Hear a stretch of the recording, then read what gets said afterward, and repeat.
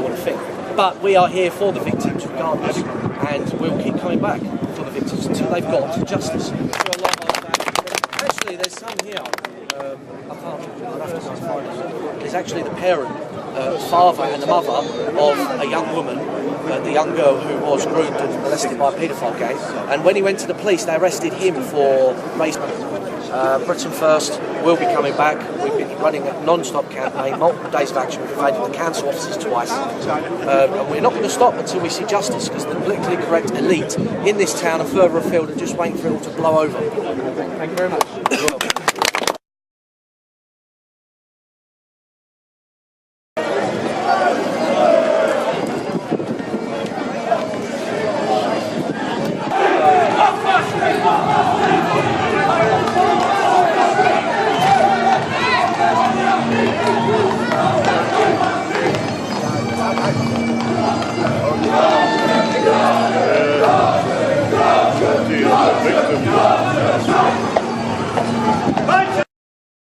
Because Britain First is a movement that respects the sacrifice made by millions of people to make this country great and to hand it down to future generations of our people.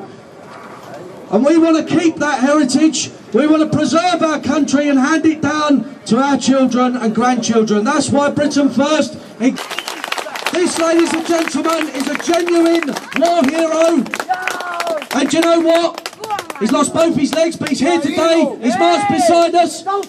We are the best this country has to offer. Our people, Britain First people, are willing to sacrifice their lives to defend this country.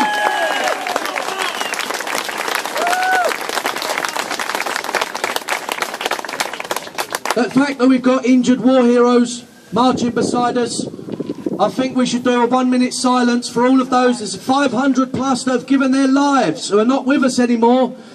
And also a minute silence for the estimated 10,000 homeless ex-forces around the country. 10,000. And yet Cameron's just announced we're bringing over 1,000 more of these Syrian refugees, while our own war heroes are on the streets. For inviting me. I'm very honoured to be here. I'm very emotional about all the flags and that. I never thought it'd be like that with the Union Jack. But you fellas are doing your country. So I'd like to start, as I always do, I'd like to start by saying thank you to everyone here. And do you know what? Actually standing here, I actually feel quite choked up, because we've been here a few times now and it's such a wonderful sight. I can see so many familiar faces. I know a lot of you are locals, and this almost feels like home, genuinely. I mean, you can probably hear that I'm from London. I don't think I can disguise that. But we've spent so much time here, and this is such a sad and contentious issue that I really feel like we're living it with you, and I'm really, really pleased with other events. It must be really difficult actually for the people of Rotherham, because so many victims, so many, I mean 1,400 that we know of came forward. That's just that came forward. How many didn't? How many took their lives? How many turned to drugs? You know, how many have never come forward with their story? But 1,400 alone will affect everyone. Everyone in this town, everyone. I mean, the average secondary school, now let's cast our minds back, because I know some of us will have to think back a bit further than others. I think these gentlemen here won't have to go back as far as I do, but can we all remember our first day at secondary school? Not that long ago, not that long ago. Do you remember looking around and thinking, my God, there are hundreds of children here, and I'm just one small child in a huge school? The victims that have come forward could fill 2 entire secondary schools. That means you stand in your secondary school, every single one of those children would have been tampered with, raped, tortured, doused in petrol by Muslim grooming gangs. That's the extent of this scandal. And these police that have turned out in force today should have turned out in force 16 years ago. This argument, you may have seen. We went to visit the taxi drivers in Rotherham. Yeah. I tell you why we went. Because I couldn't believe it. I could not believe that the media are portraying this as a select few Muslims who aren't devout. Real Muslims, they say, wouldn't condone this. So So I thought, okay, well, here we go. Let's see the hordes of Muslims take to the streets and protest. No one did. No one did. Do you know when they protested? When the council said you have to put a CCTV in your car so that the kids don't get raped in the back of your taxi. All we want is a CCTV camera in that car watching the kids. What did they do? They came out and said no.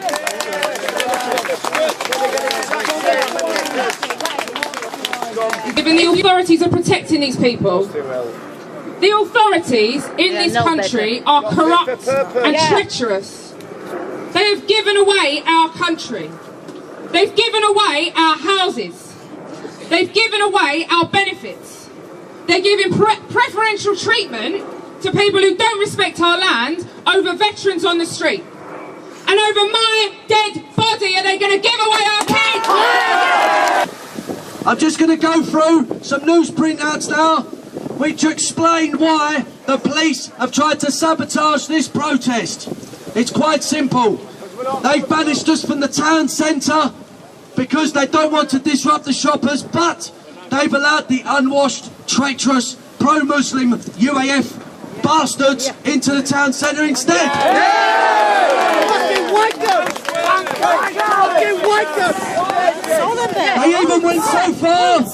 They even went so far to say we couldn't use that raised platform over there. So we had to, within a few hours, we had to build this makeshift stage because we knew that they were just throwing unnecessary restrictions on us because they want to sabotage our protest. And here's the reason why. Hold on. This is why. This is from the Guardian newspaper. The Police Complaints Commission is working to identify 100 police officers that turned a blind eye to the rape, the grooming and the trafficking of young girls.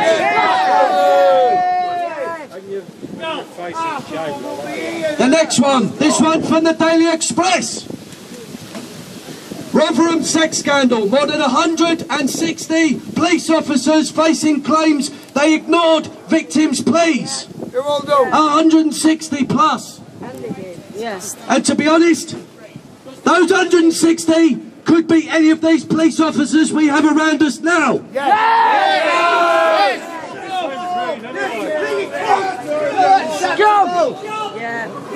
There you go for the Daily Mail. More than 100 Rotherham police officers investigated. No,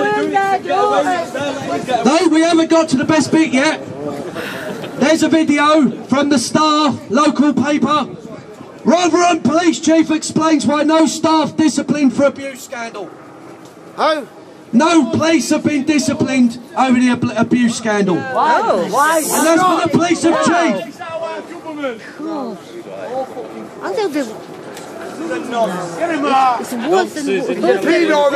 Hold on, but that's not the cherry on the cake. The cherry on the cake is this.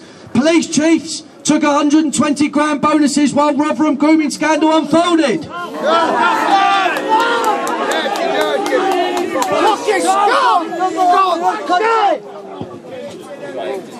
Now we know why they're so desperate to stop us coming into Rotherham. For money. Hundreds of them, these police officers right here. Now, the thing is, even if you don't commit paedophilia, if you facilitate it, you're just a paedophile yourself. It's happening. I said it to all of the reporters earlier when you was all huddled round, and I said 1,400 children we know about have been raped and groomed and tortured, and yet there's only been a tiny handful of investigations, a tiny handful of resignations, a tiny handful of arrests. Well, that's not good enough. No. They come in and they close the council down. They kicked out all the local Labour councillors who are up to their neck in it. They put that council into administration. What they need to do now is put South Yorkshire Police into administration.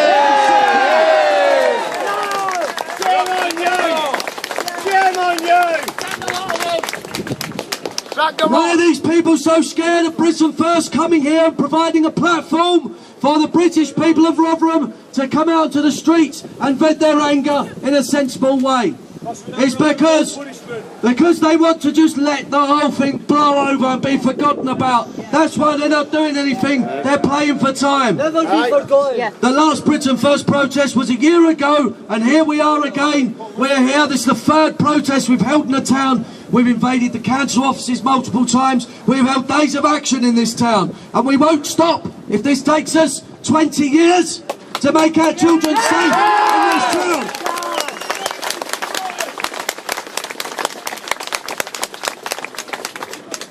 The one thread throughout all of this that's unfolded in this town is that the police and the council and the social services turned a blind eye, and there was a failure to act. And the reason they refused to act is because they didn't want to be called the gravest word ever, racist. Yes.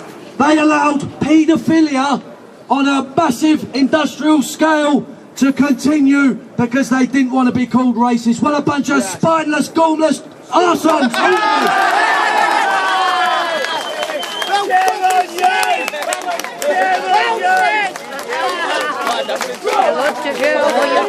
This has nothing to do with racism, okay?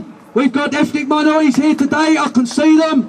This is about protecting young children. And the reason that they turned a blind eye is because the perpetrators were Muslim Pakistani residents of Rotherham. Almost to a man. Now, I get replies all the time from these journalists and online messages on Facebook. Well, what about white paedophiles? We'll hang them as well. But we're here today because we care, because we love our country. We love those 1,400 victims. God bless them. Imagine what they've been through collectively. Who's there for them? No one but us, you, here today. You're the ones who come out. You're the ones who should be proud.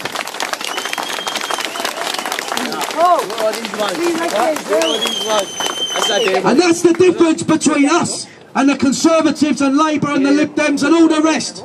We consider every proud British citizen in this country to be our own flesh and blood, our own family. We stick together, we look after each other. That's the basis of our pride in our country.